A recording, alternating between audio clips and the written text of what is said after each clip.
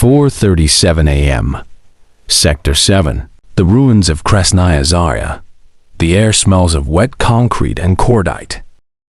Target is 950 meters out, but the real danger is 80 meters away. Sergeant Kestrel Volkov was prone, a living part of the floor. His world was a wash of monochrome gray in his scope. A muzzle flash erupted 80 meters away too close from a reinforced window. A high-velocity round cracked overhead, spitting shrapnel.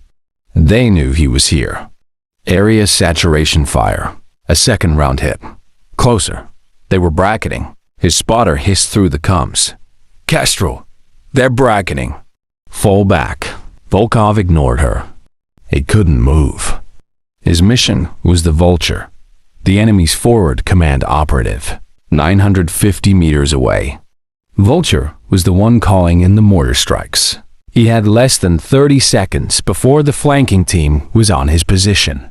30 seconds to perform a shot that military textbooks hadn't even conceived of. He took a slow, deep breath. He shifted his scope, not to the Vulture, and not to the flanking team, but to the improbable tool lying next to him. A simple piece of curved mirrored glass. The crazy mirror trick wasn't crazy. It was a suicide note. To understand the Kestrel, you have to understand the light.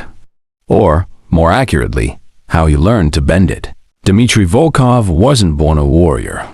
He was born a glassmaker's son. His father specialized in intricate parabolic reflectors. The light, his father would say, it's not a straight line, Dima. It's a stubborn river. You show it where to go. Dmitry learned the laws of reflection and refraction. He understood distortion, aberration, and a minute. Deceptive ways light could travel. Then came the trauma. The business collapsed. His father, heartbroken, took his own life. Dmitry carried that loss like shrapnel. His enlistment was a search for control. The military offered rigid logic. But his specialty, sniping, brought him back to his father's workshop. His true genius wasn't marksmanship. It was environmental calculus. He didn't just account for the wind. He accounted for the air density. He was the perfect fusion of the philosophical craftsman and the lethal warfighter. He understood the straight path of the bullet and the complex, curved path of perception. In the ruins of Krasnaya Zarya, the ghost of his father's light was about to offer him an impossible solution. The war had evolved. Enemy forces embraced Swarm-and-Scramble. Enemy command posts, the Vulture, were always shielded by small, highly mobile three-man teams, the flankers. Their objective was simple: hunt snipers. The moment a casualty was taken, high-value targets would be on the move within 12 seconds. This was the operational window. Traditional doctrine was failing. Asterisk, engage the flankers first. The noise alerts the Vulture. Mission failure. Asterisk, engage the Vulture first. The muzzle flash gives away the position. The flankers overrun the hide. Kestrel Mia. 9 sniper spotter teams had been eliminated in this sector. All of them died after successfully taking out their primary target. The flanker shield doctrine was a perfect, deadly trap. You trade your life for the target. The problem wasn't the rifle. The problem was time-space compression. How do you eliminate a distant threat and an immediate threat in the same impossible instant? Volkov needed to break that logic. He needed to be able to see 2 things at once. The core problem was the muzzle flash signature. 1 shot, 1 giveaway. Volkov's solution was an act of heretical genius. He would make 1 sound do the work of 2. The forbidden's tool was a piece of salvaged, curved glass secured to the forend of his rifle. This curved glass acted as a highly magnified off-axis rear-view mirror. Due to its parabolic curve, it gathered a wide field of view. By shifting his eye only slightly out of the scope's direct line of sight, Volkov could register 2 separate sight pictures simultaneously. Asterisk scope view. The Vulture at 950 meters. Asterisk mirror view. A highly distorted, but current, image of the flanker's rapid approach at 80 meters. It was dangerous. The mirror was salvaged, a wildcard optic, calculating the flanker's true position from the warped. Inverted image required spontaneous, high-risk trigonometry. It was forbidden. All doctrine forbids such improvised, unauthorized modifications. And it was psychologically brutal.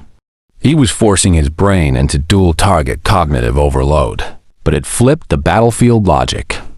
Volkov wasn't aiming to take out the threat sequentially.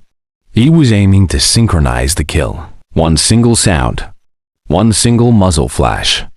The sound would announce the death of the Vulture at 950 meters, but the same round would simultaneously secure the death of the most aggressive flanker.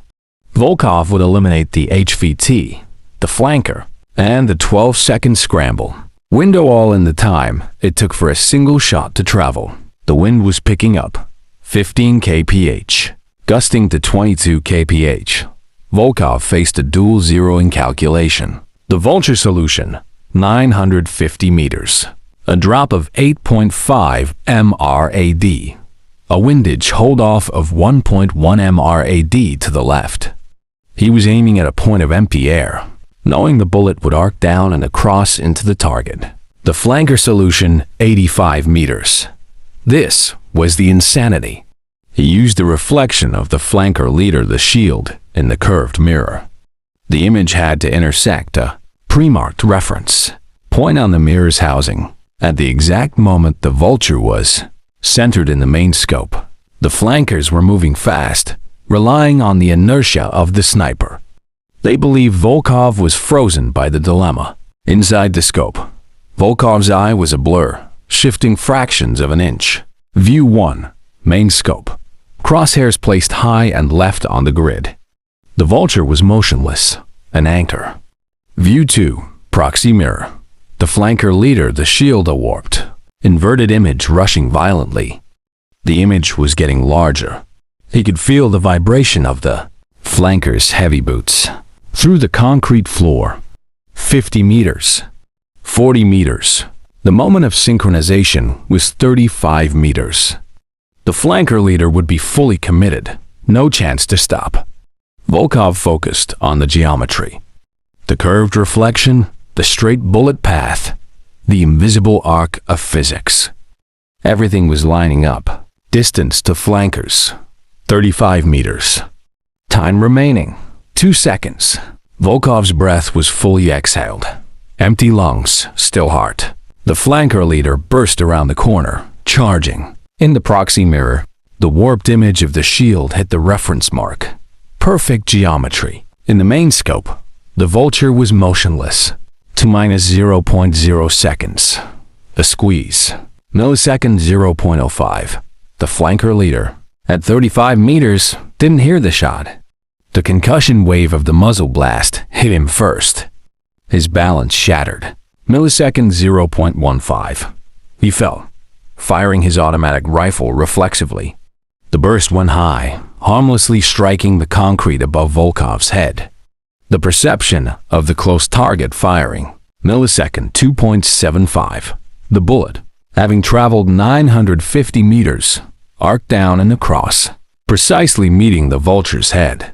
The Vulture dropped. Silence from the radio tower. Millisecond 3.0. They, two remaining flankers, heard the single KR8ACK and saw their leader's erratic spray of fire. They concluded chaos. Their own man had panicked and accidentally fired into the command post, taking out the commander. The two threats, Vulture and flankers, had been eliminated by one shot and one psychological trick. Volkov took a breath. The rain started up again. The impossible was done. Volkov exfiltrated, unseen and untouched. The mission was an unparalleled success. The Vulture's elimination caused a total collapse of command and control in the sector. Volkov was cited for valor, but the official report only logged the Vulture's kill. The proxy shot was left out. The military doctrine would never sanction something so reliant on improvised genius. Upon return, Volkov smashed the curved mirror. He knew the trick was a one-time variable. The magic worked precisely because it was unthinkable. To use it twice would be to reveal the equation. The true legacy of the proxy shot was never written down, but it spread in whispers among the elite teams. The concept of asymmetric observation, using improvised optics for situational awareness, began to take root. His trick entered the folklore as the ghost of geometry, a silent nod that sometimes the only way to beat a rigid system is to remember that the rules of engagement are man-made, but the rules of physics are absolute. Volkov remained a quiet craftsman, the man who knew that his true weapon wasn't the projectile, but the perfect calculation of distortion and perception. He had saved countless lives by remembering his father's first lesson. The light is a stubborn river. If this story moved you, hit like and subscribe to help us revive forgotten heroes.